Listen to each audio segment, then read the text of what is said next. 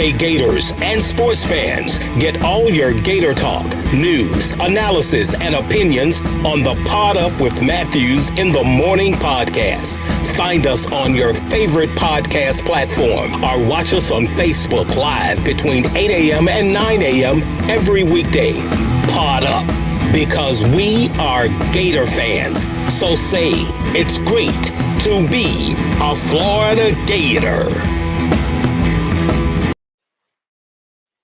Good morning and welcome to a Wednesday edition of Pod Up with Matthews in the Morning from the Crime Prevention Security System Studios. Large enough to serve you, small enough to carry. It's Wednesday. That means we have Corn Dog JC himself, and we got a little twist in the schedule this week. We'll have Trent Whittemore join us second portion of the program. But first, let's get on the Titan MR hotline and head on down and talk to JC. Good morning, JC. How are you? I'm doing fantastic. What a beautiful morning, QB. How about yourself? Well, you know, the world champion Atlanta Braves. I tell you what, I've watched a lot of baseball. I don't know if I've ever seen a ball hit harder and farther than Jorge Soler's bomb over the railroad tracks. It's a great story, you know, deserving MVP of the series, got it going. What a great at-bat he had against Garcia, QB. He waited for that pitch. He likes it over the plate. Garcia put it there. Most people do. True. I've seen some, I've seen guys like, the guy at LA, hit some balls out of the strike zone, out of the park as well. But Soler really was waiting for that spot. And he was patient, and he didn't offer on balls. He waited, and he delivered that thing to Waco. I mean, that ball is still flying. It was a beautiful thing to see, and it got him started. You know, the Braves hit home runs in this series, and I also want to say Max Fried finally came through the way we know he can, and he lost his first, his last two outings he lost. He wins last night, keeps him off the scoreboard after getting his ankle stepped on. And listen, the Atlanta Braves won 2 out of 3 in Houston. They won 2 out of 3 in Atlanta. They clearly deserved this. They went out and won the World Series. And it's amazing to me, QB, that this team had just hit the 500 mark on August the 6th. So they really turned it on in August, September, and October. That's where you win championships, when you turn it on late, and they got everything to come together in spite of the injuries, a lot of injuries, and you got to love it for Freddie Freeman and certainly Snitker, because, they are lifelong Braves, and they waited, and look at what's happened. And here they are, world champions. Yep. It's the second one in Atlanta, first one since 95, I guess, so 26 years. Just a tremendous night for Atlanta and for the city. I mean, the city needed a championship team. It should have won the Super Bowl not too long ago. It got the Braves across the finish line. I'm just very happy for Atlanta. Yeah, I am too. Facebook Live brought to you by Melton Law, the only official law firm partner of the Florida Gators. Chris says this will be the first player interview since the Georgia loss, the interview with Trent. I didn't even realize that. We have to tape Trent. So if you ever want any questions for Trent, you got to shoot them to us via the text line. But Mullen stopped all player and coach interviews this week, JC. I guess he did. I guess he didn't know about my deal with Trent. So that will continue. So anyway. Well, yeah. I mean, listen, I don't know. I don't know what Dan is. Right now, I think Dan's just trying to get the distractions out of the way, if that's considered a distraction, an interview, for God's sakes. Well, it's not a distraction. It's really part of your job title is talk to the media. It's part of it. So, well, it is. Joseph says on Facebook Live, Saturday Down South published a report on Zam Mullen, the Gators, yesterday. The story hints that it was Mullen was looking for an NFL job last year, and that there were NFL teams interested in him. Do you think Dan wanted out last year? Or do you think that his agent was trying to get him contract? Look, these agents ain't dumb. Even if an NFL team does not want you, they can just put it out on the wire and get you a raise. So all day long. And then Joseph asked here, and we're going to get into college football in a second after we talk about baseball. He says, do you think the UF administration is as committed to winning championships as Alabama, LSU, and Georgia? I mean, well, I I would do think now. so. I do now. I wasn't sure about that before. I do now, though. Yeah. But yeah, congratulations to the Atlanta Braves. I mean, they had a losing record at the freaking All-Star break. That's what's crazy. Right. And made some acquisitions, and but great, good for them. That was my team growing up. You know, WTBS with Skip Carey and that whole crew. Ernie Johnson, so anyway. Ernie Johnson, Skip Carey, Pete Van Wieren, Joe. You know, so they. Yeah, it's just a good story. I mean, Atlanta needs a championship. They invested in their team. What was better than seeing Rob Manfred just slither away when he gave the World Series trophy to the Braves? You know, this is the guy that took the All-Star game out of Atlanta, right, for no reason. Mm-hmm. And here he is up there with the World Series trophy, and you know, just slithering away like the snake he is and letting the Braves have the stage. I loved watching that. That gave me satisfaction. But the team really did come together. I mean, they went over 500 on August the 6th, and that wasn't too long ago, and played great baseball. I mean, they beat the Dodgers and they beat the Astros, and they won that World Series with home runs and good pitching. So have at it, Atlanta. Celebrate this, because in 2 or 3 months, you're going to be right back at it again. So the off-season doesn't last very long, but hey, have at it, man. Happy holidays. Turn your car truck into a rolling billboard for your business or brand with an eye-catching vehicle wrap from Wrap Spot this November. Mention promo code Shane. Receive 13% off your vehicle wrap. Speaking with JC here on the Titan Tomorrow Hotline, and we'll be joined by Trent Whittemore, illegally, I guess. Here, but we're gonna continue breaking the rules, man. All right, JC. So the first college football playoff deal came out last night. Were you surprised at anything? I was surprised at Oklahoma being as low as 8. I think Alabama's reputation is why it's at 2. I don't know if people truly understand the things that you had been saying for so long about Texas A&M. And yes, they had 2 very, very bad losses, but they also had a team that had capable players of matching up with the athletes on the field that Alabama presented, that any team presents. And those players were used on that night. And even though Alabama really played well in the second half of that game and could have won because they had the lead, Texas A&M took it from them. And it was a 3-point game. And yes, you can make every case and scenario you want that they shouldn't be in the top 4. But I think everybody understands that if they played Oregon or if they played, Cincinnati, some of these others, that they would be heavily favored. Now, they were heavily favored against Texas A&M as well. But Texas A&M has players that these other teams don't have. Folks don't seem to get that. They only look at the name, and that's why we have number 2, because the committee knows this stuff. But what surprised me, QB, was certainly Oklahoma as low as 8, but I see why. Yeah, I said yesterday on another podcast I did with Coach Spurrier, I would have had Georgia 1, Michigan State 2. Who did I have 3? I can't even remember now, but I had Oklahoma in my top 4 until they lose. Look, here's the thing about Oklahoma. I know they haven't won a game since they've been in there, but they have a fantastic kid at the quarterback position now. They would destroy Cincinnati. But you speaking of the point spreads, I saw on Twitter last night after they posted this, and it said if Georgia, like if it ended it today, Georgia will be playing Oregon and Alabama will be playing Michigan State. Georgia would be a 17.5 point favorite, and Alabama will be 18.5 point favorites over Michigan State. They would. So the Danny Cannells of the world would say, well, gee whiz, guys, Alabama was a 19-point favorite over Texas A&M. It's a terrible comparison.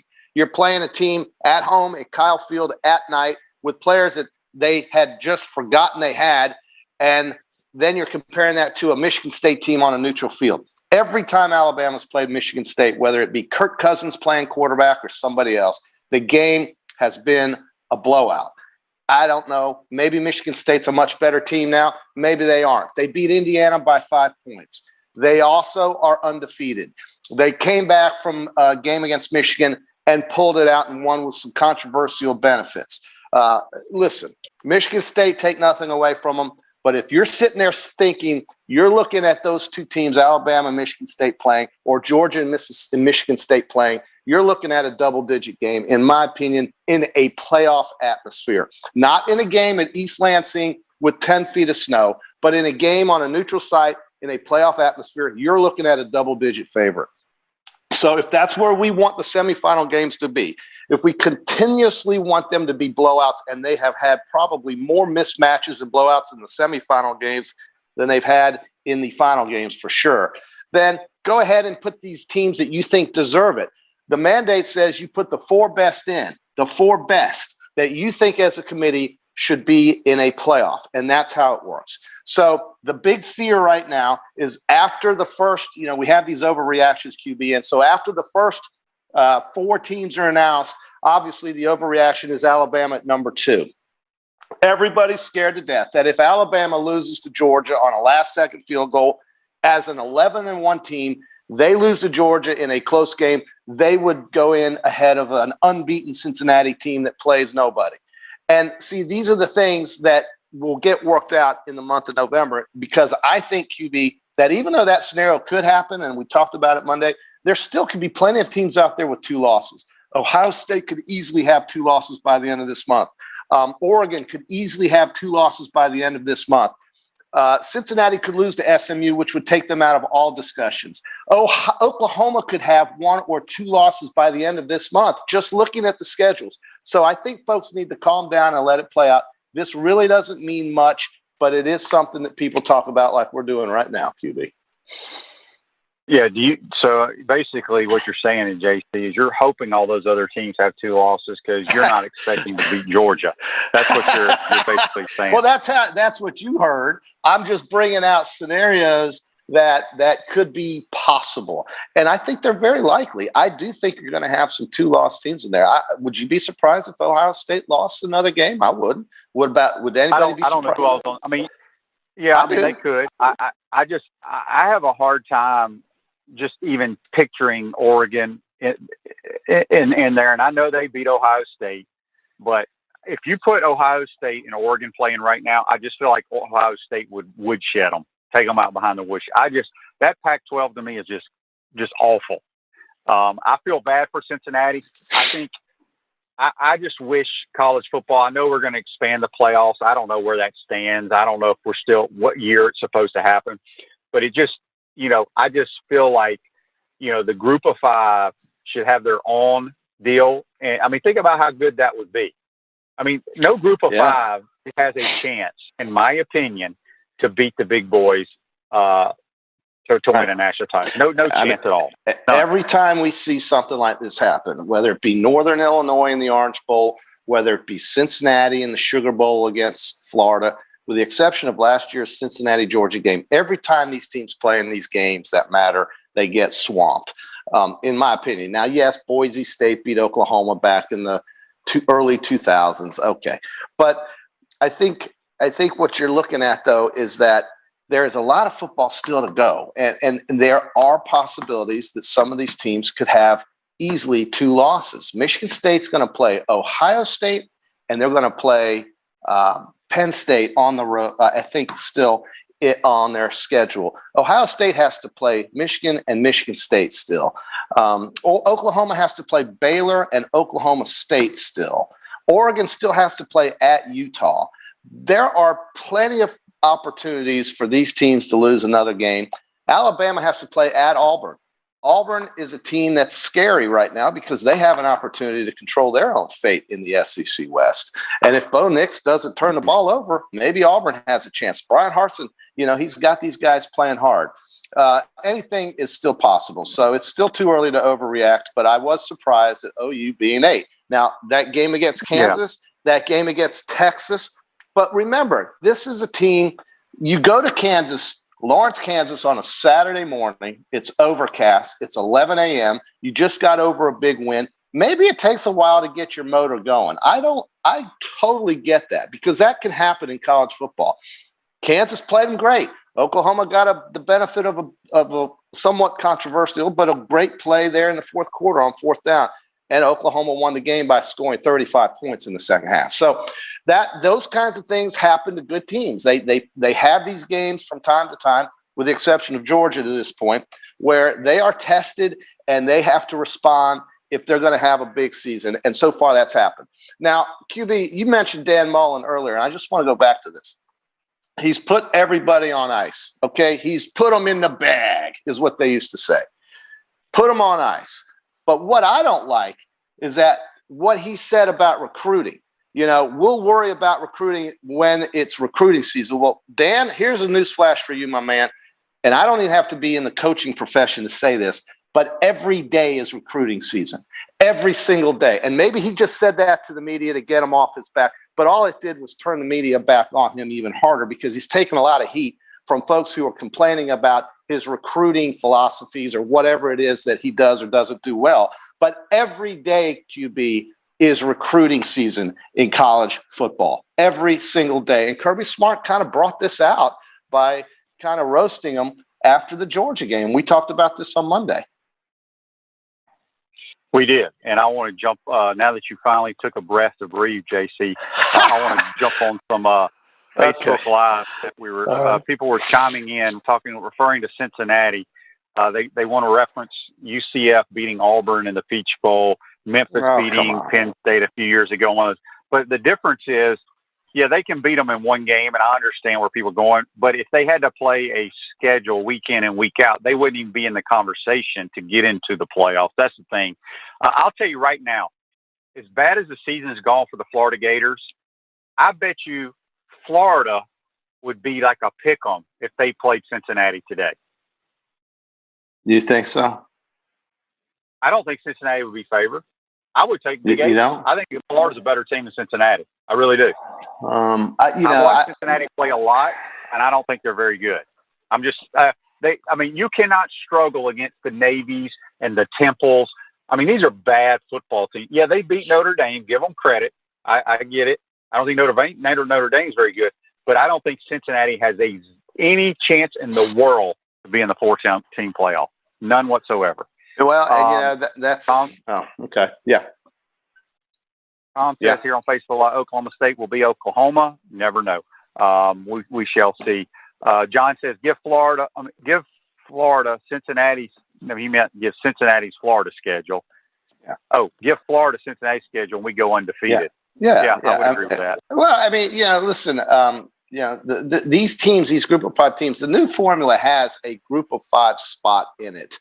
If we ever get back to that conversation, which I think we will at some point.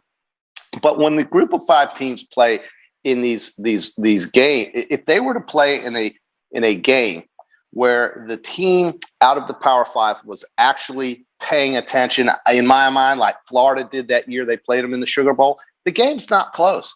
I watched that Cincinnati team struggle with Navy on a physical level, on a speed level, and every other level you can say. And Navy has no business competing with these other teams that we just talked about in the top 5, 6, 7, 8, or 9, or 10. So I saw all I needed from Cincinnati. It's not, look, SMU could probably beat them and we don't have to talk about them. So we'll just go with that. JC, let me give you a stat here. You're going to love this stat if I can find it. Well, I took a picture of the 4-team playoffs. The top 4 teams right now in the college football playoff that came out last night. Yeah. Either Nick Saban coaches them or one of his coaches coaches those teams. How about that? You like that stat? I mean, I think it's interesting. I think it just shows how far his tree spreads. But I've seen other guys repeat what we mentioned this morning. I mean, Colin Cowherd's a big radio guy. Whether he knows a lot about college football or not, being stuck in Los Angeles is another question. But he tweeted that Georgia would be a 15-point favorite over Oregon. Alabama would be a 17.5-point favorite over Michigan State. The committee is not biased to the SEC. It just looks at what it thinks is the best football. And we could go on a podcast in the middle of Big Ten country and they'd throw tomatoes at us. But Big Ten country has to remember that they usually lose in these games. Ohio State got blown out. Michigan State's gotten blown out. These are teams that have represented that conference in the playoffs, and they've gotten blown out at some point or another. Yes, Ohio State won in 2015. That was 6 years ago. It was a crazy. Speaking with JC on the Tate Lamar hotline, If you got a text, shoot it to us, or you can shoot us a Facebook Live. We'll have Trent Whittemore here momentarily. All right, JC, what else you got? You told me I got another stat. 25% or 1/4 of the top 20 teams ranked are all from the SEC West. There are only 2 teams in that division that aren't ranked. And to me, that's kind of wild. And one of them that isn't ranked won a national championship 2 years ago. So that division has some really good football in it. And sometimes it has a couple of bad teams like all do. But I think that when you look at how the West is still up in the air and up for grabs, it's making the rest of this season interesting because the East is over. So, I mean, you still got November left, and Alabama is not a gimme in this thing. I mean, we're talking about number 2 on the college football playoff rankings, but it doesn't matter if they lose to Auburn. Auburn and Texas A&M will play this weekend. That's going to matter. Ole Miss will play Texas A&M, I think, next weekend. That's going to matter. Mississippi State will play Auburn next weekend. That's going to matter. And then, of course, the last game of the year will be Alabama and Auburn. That's probably going to matter unless Auburn has 3 losses. But it could matter because of where Alabama's ranked.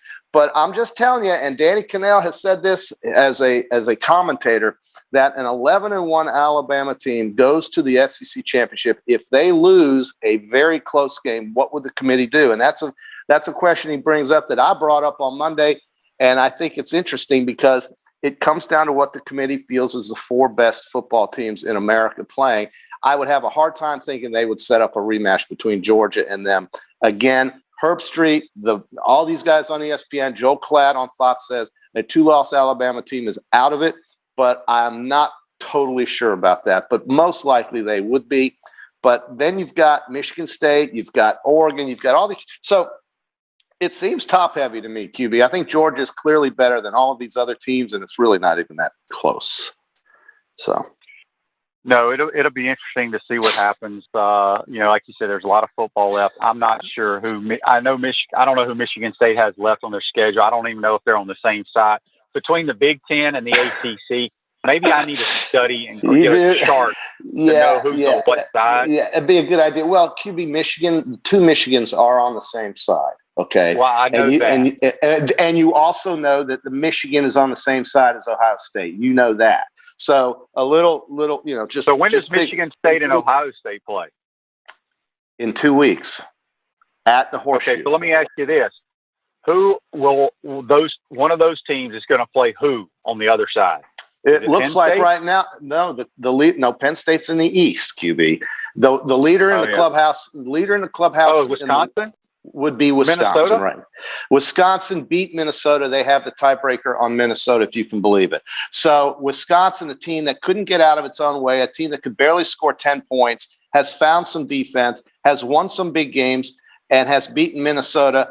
And they are the leader right now of the pack in the West of the Big Ten. That sets up for a Big Ten championship in Indianapolis that I don't think is very compelling whatsoever. But if Wisconsin can continue to play defense the way they've been playing the last few weeks, maybe it would be interesting.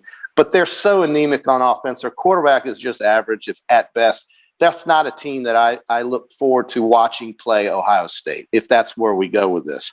So, it's a shame. It's a shame that they're, they have 2 different sides, whereas, we could all hope, the Big Ten championship game would be like Ohio State playing Michigan State, and the winner would go to the, get into the 4-team playoff. And I think that's kind of what the SEC is going to go to. I think they're going to get rid of these divisions.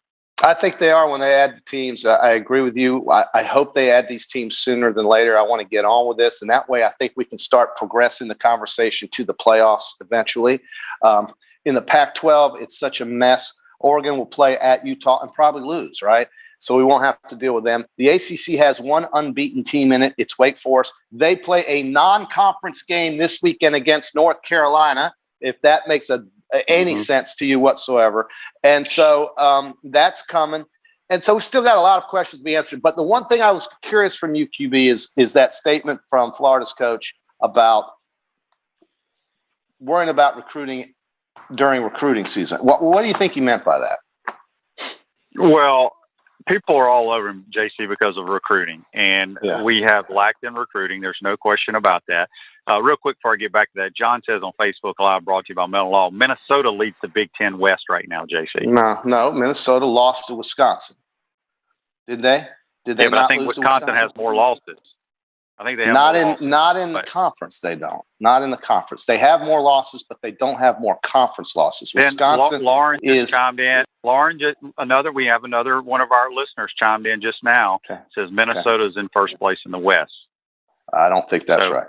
But, okay, we'll have somebody look it up again. We have two listeners versus JC. All right. But anyway, so here's Minnesota has one loss in the conference, and Wisconsin has two. Right. Okay. I am mistaken. They are correct. Wisconsin has not played Minnesota yet. They will play Minnesota. So everything I said is wrong. All right. That's great. Great podcasting. That's great podcasting, isn't it? Isn't that great? I'm sorry. Yeah. I made that. That is a mistake. Wisconsin has not played Minnesota. We all make mistakes, but the good ones always can admit it. That's the great thing about it. Yeah, that was a mistake. Yeah. Well, Wisconsin can still win it if they beat Minnesota without losing beforehand. Yes. Okay. Yeah. So recruiting is a major issue. I think the facility will help. It's not going to convince a 5-star to come. But if you have what other 5-star other programs have that are recruiting these 4 and 5 stars, it will keep you in the mix. The biggest issue is if you look at the rankings, which I don't, I'm just assuming that the 4 in the top 5 stars are going to either go to Alabama, Georgia, Clemson, Ohio State, and Oklahoma. And the reason is because they're in the hunt. Now, Clemson's not in the hunt this year. We'll see how they recruit. LSU. Well, that's true. LSU, they still get some players there. They were in it 2 years ago, but they've fallen pretty hard in these last 2 years, haven't they? So, I mean, listen, you can make excuses or you go out and get these players, and I think they've got to sell the program. And now that they have that football facility set up here soon in April, I guess it is, or May, sometime like that, it should be enough to get some kids over here. And, Mullen. But JC, again, you got to remember what I just said. Mm-hmm. That we went 8-4 last year. The best case scenario this year is 8-4. Yeah. If you're little Jimmy that goes to Tampa Jesuit and you're being recruited by Florida, Georgia, and Alabama and Ohio State, you're going to see 3 of those teams probably in the 14 playoff, or at least 2 of them. Do I want to go there and have another chance to win a national title, or do I want to go to a school that just went back-to-back 8-4 seasons? Okay, great. But Florida just was in the SEC championship game last season, right? They were just there. You can still win a conference championship at Florida and then go from there. That should be the first thing people think about when they start their seasons. It shouldn't be, can we get the Final Four, even though that's what they all want. It should be, let's win a conference championship. Let's win our conference and let the chips fall where they may. JC, again, like I said, it sounds good, but put yourself as a player in high school that is highly touted right now. Okay? And whether Dan Mullen walks into your house one night, the next night Nick Saban walks in with all his rings, then you got, if you're a quarterback, Lincoln Riley rolls into your house. And then you got, if you play defensive back, Kirby Smart rolls into your house. Okay. Those teams there have produced a ton of players to go to the next level, and they've won a ton of games, and they're playing for a national title. They've won national titles. That's what we're up to. Well, that's true. But QB, there are still schools like Texas A&M out there, and they have done nothing, and they get some pretty damn good players. They do. What am I saying is there's a bunch of good players out there. But I was told, and I don't have it in front of me, I don't think we have one player in the top 100 in America committed to us, and I don't think we don't have a player in the top 50 in the state of Florida committed to us. I could be wrong. Maybe I got my numbers mixed up, but that is concerning. Yes, it is. And it makes it worse when the coach says, I'll worry about it at recruiting season. That should be right now. Every day is recruiting season. And that's how the big boys look. Kirby Smart had a really interesting quote. He said, my family has accepted the fact that I spend or am going to spend here at this point in time more time with other families than with my own, because they have bought into what he's trying to accomplish at Georgia. Dan Mullen goes on vacation. I mean, that's just not what you do. You can't have that. If you want these kids, you have to go get them. And that means you have to prospect and you have to fight for them and you have to show them why they need to be Florida Gators. I don't know if Dan Mullen gives us that. Well, I think they do that. Well, really? By going on vacation with your family in the open week? Well, it doesn't matter if he goes on vacation. The head coach can only do so much in recruiting. You have stipulations. That's why the assistant coaches are out on the road. The head coach can only go visit X amount of times. Right. I get that. The bottom line is it goes back to years ago, okay, not having the facility, but we have one now. That will help. It's not gonna sign the deal for some kids, but it's about winning and playing for championships. Until we're on a consistent basis there, I don't see how you get 5 stars. They're all going to go. I'm telling you right now, we're in the December signing period, and then if there's any kids left over in February, if they hadn't signed for, look and see where all the top players in America go. I'm telling you right now. QB, I know that. But I don't. The only way you can change that is if you are competing and winning a ton of games. You can't go 16-8 in 2 years back to back. Well, there is that. Okay, granted, but there is another way, because college football is very different now. The landscape has changed, and it's called the transfer portal. Mel Tucker is undefeated this year, and this is a guy that basically did not recruit Michigan State. All he did was bring in transfers, 40 of them. Right. He changed that team completely, and they are undefeated for a reason. It's because they've got better players. So the transfer portal is part of it. You know, Dabo Swinney said the other day, or actually it wasn't the other day, but it was not too long ago, where he said he's not interested in the transfer portal. Okay, Dabo, really? Good luck to you, my man, because everybody else is, and it's going to help them rebuild their teams in a much shorter time period. And that's why I'm saying you've got to make every day recruiting day, and you can't go on these little vacations. Look at the last 2 years. Look at the last 2 years, what we've done in the transfer portal, and those guys made a huge impact. And most of those guys ended up being NFL players. Van Jefferson, John Grenard. Mm-hmm. We've done a tremendous job in the transfer portal. Yeah. Well, they need to keep doing it. Well, that's got to continue. We can't survive doing that, though. That's the thing. You can do 3 or 4 here and there, but you cannot. In the SEC, you cannot survive doing that. Not bringing in 30 or 40 of them like Michigan State did. There's no doubt that recruiting is everything. And to me, it is the mother's milk of success. I mean, Alabama and these other teams have proven it. I don't know why it's a mystery to some of these other coaches. They just don't do it very well, or they don't want to do it. I don't know what it is, but Florida should be getting players that Georgia gets. Florida should be getting players that LSU gets. Florida should be getting players that Texas A&M gets. And that's what I don't think we're seeing now. Yeah, you mentioned 2 guys. They came for 1 year and left, Grenard at least. So, Zuniga, I don't know how long he was here for, but he didn't seem to have a very long Florida career either. Maybe he did. It's not important. What is important is that this guy finds these players, because he cannot win and beat Georgia on a consistent basis with a healthy football team up there if he doesn't find players that can play with those guys. And I saw that game the other day, and they played hard, but we all knew what was coming. We all knew it. I mean, nobody in that stadium thought Florida was upsetting Georgia. I don't care what they say before the dam broke. They weren't beating Georgia. Simple as that. No, we don't have a player that could start for Georgia. I've said right. You said that. I still believe it. Yeah. So, you said if Texas A&M was healthy, that had no problem. I mean, Haynes King, they would be, they wouldn't be losing 2 games that they should have lost. No, should have won. No, because they have a ton of NFL skill guys on their team. That's what Florida needs. That's what Florida needs. Yeah, I don't know where we find them, because we don't have any right now. There was a long discussion on some shows on the other day and I think I brought it up on this show, is my gripe, I don't really follow recruiting. I would just love for Dan to go out and recruit 3 of the top pocket passers in America.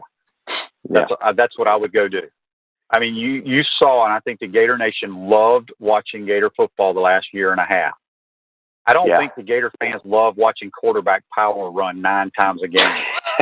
You can't win that way. I firmly believe you cannot win a championship with a running quarterback. I don't. Give me a name. Cam Newton. What was that? 25 years ago. The game has changed. A long time ago. Yeah. I mean, we'll see. I mean, Alabama. Loreno says on Facebook Live, "What if Richardson leaves? Are we in trouble at that position?" I mean, here's the thing. Like I said, I like Anthony Richardson. He just signed an NIL deal with a car dealership here in town. I think which is no big deal. That's no big deal. It doesn't matter. It doesn't matter. But here's the thing: is there's no guarantee he's going to be our quarterback. That's what people don't understand. We have to see him play SEC football. Like I told you, everybody wants to go back at about 4 or 5 plays against FAU in South Florida, and then they want to see the few plays he made against LSU, which is fine. Let me tell you, LSU, that's the worst LSU team I've seen in 20 years. Yeah. But last year's was bad too. Bottom line is, we've got to win in college football. You have to throw the football, and you have to throw it consistent basis. You have to be accurate. I mean, that is my biggest gripe, and we don't have that on the roster. Joseph says the guy from Buford is committed to us, the receiver. He went to Alabama to visit and post a picture of him and Nick Saban riding around in Nick's Mercedes. You don't see Dan doing that stuff. The head coach must lead the charge in recruiting. That's what I've been saying for 25 minutes. I mean, you got to go sell it, man. You got to go get these kids. You can't just push it off, and it is so important, man. So let's hope Florida can get that figured out, because otherwise they're destined to be an 8-4 South Carolina, Missouri type of team, and that's just not what Florida fans are wanting. That's just not right. John says on Facebook Live, there's a report last night that AR's he had a concussion, folks. He ain't playing this week. There's no way he plays this week. Emory played well last week, and that's what I mean, if the roles were reversed last week, JC, what would you have been hearing about all the last 3 days? No, I get it. We need to play Emory Jones, right? I know. I get it, but I've been pounding the table that Anthony should have played against Vanderbilt more. He should have played against Kentucky more. He should have had more chances. Yeah, but you got to remember, he was hurt, and like I told you, he's not ready to play SEC football. They don't have a guy out there if he's not ready. Well, how do you get him ready? I mean, you got to get him to play. You should always play somebody who you think is your future player against a team like Vanderbilt. That's what I think. Well, we were struggling against Vanderbilt. That's terrible, but it's not because of Richardson. Yeah. So, I mean, yeah. Well, like I told you, everybody wants to look at the quarterback position. There are bigger fish to fry on this football team than the quarterback position. Yeah, they got to get receivers. They've got to get, yeah. We are not a fast football team anywhere, and so it's. Yeah, that's well. Listen, Joe says. Joe says, "How is South Carolina going to score if AR doesn't play?" With a smiley face. Yeah, South Carolina is a disaster. Here's the other thing, JC. I try to look at from all viewpoints here. Yeah. And everybody wanted to blame the defense for LSU. He wanted to blame the offense here, whatever. We've had 7 offensive turnovers in the last 2 games. You ain't beaten a Pop Warner team doing that. All right. Penalties and turnovers. Terrible. That's what I can recall since the Kentucky game. Since the Kentucky game, it's been penalties and turnovers. All right, JC, we got to run. Good stuff, my man. We're going to get Trent Whittemore. We'll see you Friday. Join us on the JC, join us on the Titan More Hotline. Come back. We'll be joined by Trent Whittemore. You're watching and listening to Pod Up with Matthews in the morning. We want to take this moment to thank all our sponsors who keep the show going and pay the bills. Crime Prevention Security Systems, large enough to serve you, small enough to care. Titan MRI, Gainesville's only locally owned and operated MRI facility. Meldon Law, won't back down. Peachland Dental, Gator Nation's first choice for dentistry in Port Charlotte. Comfort Temp, comfort is our business, peace of mind is our promise. QC Kinetics, Live pain-free with QC Kinetics. Great Clips. It's gonna be great. Our Gridiron sponsors are Auto ER, UF Bookstores, Celebration Point Town Center, South State Bank, Chris Doring Mortgage, Silverback Concrete Co. Some of our touchdown sponsors are Campus USA Credit Union, Adams Rib Company, Doreen Wiebe Realtor, Caldwell Banker, MM Parish, Gator Dominoes, Celebrate Primary Care, Gator Bait Media, Wrap Spot, Aikido America, Gators Dockside, Style Cuts, Big Mills Cheesesteaks. If you are interested in promoting your business on the show, visit potupwithshane.com and click the advertise button. Again, thank you to all the great businesses that support the show. If you like what we are doing here, make sure you follow us and support the businesses that support us.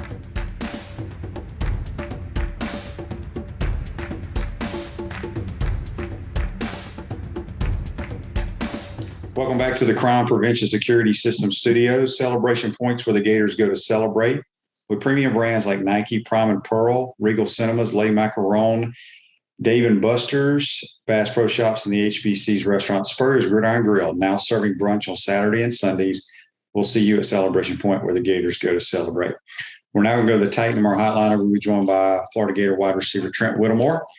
How are we, Trent? Good, Coach. How about yourself? Not too bad. First of all, let us know how you're feeling. Obviously, you missed the Georgia game due to the ankle injury that happened against LSU. How's the treatment and all that good stuff coming along? Coming along well. Just doing what they tell me, and they got some nice little gadgets and whatnot that make it feel better. So, it's coming along nicely. I'm not sure if you traveled with the team or stayed back and watched it on TV, but having watched the game, was Georgia as good as you thought they were going to be? I think they're a good team. Obviously, we shot ourselves in the foot multiple times, but credit to them. They're the number one team in the nation for a reason, so they're a good team. All right, so this week we're getting ready to go to South Carolina, sit at 4-4. Obviously, not the way we thought the season would go. What is the morale of the team right now? I mean, we got any goals that we're going to try to reach? Obviously we want to win them all, go 8-4 at worst case scenario, try to go to a bowl game. But what's the feeling on the team right now? I'd be lying if I said we weren't disappointed about, where we are, but can't change that now. So, like you said, we're just looking to win out and go on a run and play good football and enjoy ourselves on the way. So I think we have good leadership on the team, guys who just have strong character and are going to play hard regardless. So that's what we're looking to do. We're looking to win every game left on the schedule, and whoever they put out there in front of us, we want to beat them. So that's the plan. I got some text here on the Titan Mar text line. People sent. They know that we tape your show, but they sent them, and I'm going to read them to you, these questions right now. This one's from Bill. Bill wants to know, Trent, who do you pattern your game after? Do you have a favorite wide receiver that you watch? One of my favorite guys is Cooper Kupp right now. Playing for the Rams. He runs really nice routes. I like to watch multiple guys, though. I like to watch Justin Jefferson a lot. Like to watch, like I said, Cooper Kupp. Several other guys, really. I just like to, on Sundays, just to not even the big plays, but just watch, the guys who make those 10-yard catches, 15-yard catches. There's just a lot to learn there. But I would say Cooper Kupp and Justin Jefferson are two that I watch a lot. Yeah, Cooper Kupp's a heck of a player. Sharon has a text here on the Titan MR text line. She says, Trent, in your opinion, do you think the NIL has distracted some of our players this year? I don't think a distraction necessarily. I think for some guys who've gotten a lot of attention with it, it's a lot to take in, and because it's the first year, there's some just some things that guys aren't as used to. But I don't think it's necessarily a distraction. I think overall it's been a great thing for college athletics and guys getting some things that they deserve and have deserved for a long time. Yeah. Robbie asks or says here on the Titan MR text line, Trent, hope you are healing up. Did Coach Mullen mention anything to the team for not participating in the alma mater after the game? I guess there was a lot of stuff on Twitter. Maybe it was just 2 or 3 guys that went to the band and sang the alma mater. And Robbie was just wondering if Coach Mullen addressed that. No, I don't believe he did. I think it was just, emotions were high at the time. I don't think Coach Mullen would ever intentionally, do anything to disrespect the university or the band or anything like that. He's all about the school and all those traditions. So I think just at the time emotions were high. At Chris Doring Mortgage, they do mortgage lending right, helping home buyers throughout Gainesville and North Central Florida. Call Chris Doring Mortgage today at 352-244-0840. Speaking with Trent Whittemore here on the Titan MR hotline. Back to the Titan MR text line. Johnny asks, Trent, who is your favorite NFL team and what do you do for your hobbies outside of football? Okay. Favorite NFL team. I don't necessarily have a team. I like to follow all the teams that I have former teammates, that now play for. So I like to watch the Giants, like to watch KT. Obviously spent a lot of time with him, backed him up last year. So we were in the same room together like every day. So that's cool to watch his success. Van with the Rams, other guys. I like to watch the Packers just because I like Aaron Rodgers. So I guess I could say them. But like I said, I like to watch a lot of teams and cheer for my former teammates.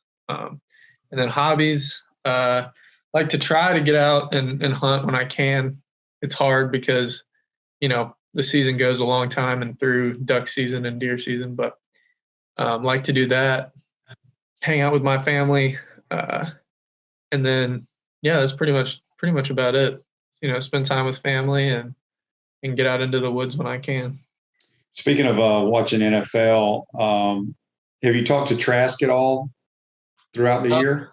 Yeah, I've talked to him a couple times. He usually hits me up whenever I throw a trick pass and it was a nice throw. And then he was obviously at the the USF game. He was there. Right. So I talk to him every once in a while. Gary says here or asks on the Titan MR hotline, how does South Carolina look defensively? I think they have a pretty decent scheme. They do a good job of mixing up coverages depending on down and distance and the situation of the game. But I think we just need to get back in offensive rhythm and not even necessarily worry as much about who we're playing, how they're playing us, as much as we just need to worry about ourselves and how we're executing. And I think if we execute well, we've proven that, no matter who's out there defending us, we can put up points and put up yards. I think it's just a matter of doing what we do well, and that's what we're looking to try to do. Here's the last and my favorite text of the day from the Titan MRI text line. Betty asked, Trent, was it hard playing for your dad in high school? That's a good question. It had its pros and cons. Yeah, I've been there, done that. I had to do the same thing. Yeah, a lot of getting yelled at, but you can put your opinion in and he'll listen. So there's that. So I'd say, overall good experience. Definitely a couple of days where I would rather have somebody else out there, but it was a good experience. I liked it a lot. Let me ask you this because, I played for my dad in high school and he was hard on me. I know how your dad coaches. Do you think it helped prepare you? Not so much. I don't know if Coach Billy's a big yeller or Coach Mullen or whoever, if you make a mistake, drop a ball, whatever.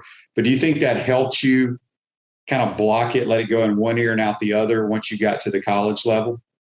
Yeah, I think for sure. I think he demanded a lot out of me, and that's what college is all about. Like you said, some coaches yell a lot, some don't, but every college coach demands high performance all the time and expects that out of you every day. And I think that's the biggest thing I got from my dad is that he never let me, slack off or, he always expected me to go out there and perform at my highest, which put me at an advantage, I think, coming into college, having had that expectation on myself, every day for a couple of years. Yeah, no doubt about it. Well, Trent, we appreciate you taking the time to join us. Hopefully that ankle will be well enough so you can suit up and play against South Carolina. And we'll talk to you next week, my man. Yes, sir. I appreciate you, Coach. All right, that's Trent Whittemore. Join us on the Titan Whittemore Hotline. Going to take our final timeout, come back, and wrap up this Wednesday edition. We want to take this moment to thank all our sponsors who keep the show going and pay the bills. Crime Prevention Security Systems, large enough to serve you, small enough to care. Titan MRI, Gainesville's only locally owned and operated MRI facility. Meldon Law, won't back down. Peachland Dental, Gator Nation's first choice for dentistry in Port Charlotte. Comfort Temp, comfort is our business, peace of mind is our promise. QC Kinetics, live pain-free with QC Kinetics. Great Clips, it's gonna be great. Our Gridiron sponsors are Auto ER, UF Bookstores, Celebration Point Town Center, South State Bank, Chris Doring Mortgage, Silverback Concrete Co. Some of our touchdown sponsors are MB Listing, McDonald's of Gainesville, My IT Masters, Gainesville Neon and Signs, 84 Lumber, Tropical Smoothie Cafe, Avera and Smith, Dowling Signs, Baker's Sporting Goods, Ruse Ogra Agent, State Farm Insurance, Silver Cube Billiards and Sports Bar. If you are interested in promoting your business on the show, visit potupwithshane.com and click the Advertise button. Again, thank you to all the great businesses that support the show. If you like what we are doing here, make sure you follow us and support the businesses that support us. Steve Spurrier here. You know, making a reservation at my restaurant is easier than a Saturday afternoon homecoming game against Vandy. You don't have to call or email. Just go to spurriers.com, hit the reservation button, pick a date, a number of guests, and a time. It's so simple, I can do it. In fact, I just did. Maybe I'll see you tonight.